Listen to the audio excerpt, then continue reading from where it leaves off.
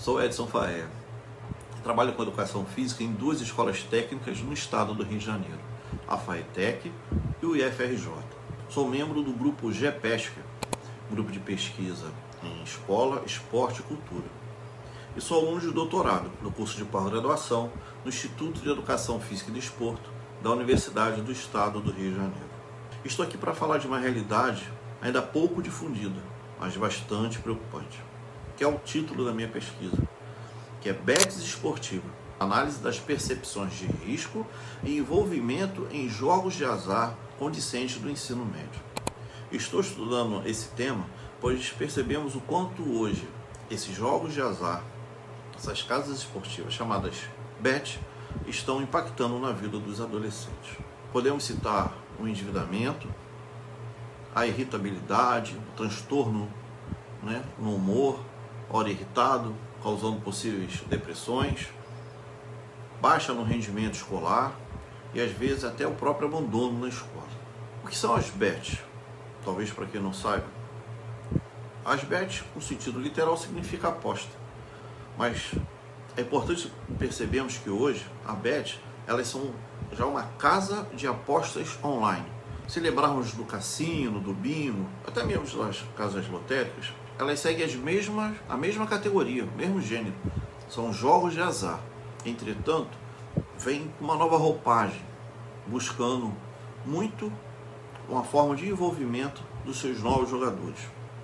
E desse grupo, o grupo mais vulnerável é o grupo dos adolescentes.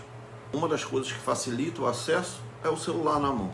Mas existem outros fatores que deixam o adolescente sendo um público mais vulnerável para esse tipo de jogos. O adolescente acaba sendo vulnerável por alguns fatores. Primeiro, a vulnerabilidade neurobiológica. O cérebro do adolescente já está em formação. Há uma maturação ainda que ainda não terminou. E se tem uma busca por dopamina, o neurotransmissor do prazer, da alegria, da boa satisfação. E durante o jogo, ganhando ou quase ganhando, a liberação da dopamina é da mesma maneira, da mesma intensidade. Então, para o adolescente, essa percepção de risco que ele se está ganhando ou quase ganhando, ela quase se anula, pois a descarga, a quantidade desse neurotransmissor no seu organismo é parecida. E essa percepção, se não se perdeu, acaba não tendo uma noção do risco que se envolve. O outro fator é chamado gamificação, ou seja, essas plataformas de casas online, as bets, elas são diferentes daqueles cassinos tradicionais. Elas têm cores vibrantes, têm sons, têm ranking dos usuários. Isso acaba dando uma sensação de uma experiência muito mais intensa e diferente e envolvente. Além da facilidade de ser um celular. Qualquer celular você tem um acesso, facilita o pagamento, porque dali no seu cadastro já tem um Pix. E isso tudo passa desapercebido, lembra do primeiro, por uma questão da dopamina. E um terceiro item que se tem falado bastante sobre essa vulnerabilidade dos adolescentes é o que é chamado a cultura dos tipsters.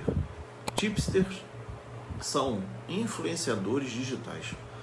Já se tem hoje um grupo, um meio social, que eles gravam um vídeo e passa a ideia de que essas casas de apostas podem ser algo de renda extra ou investimento.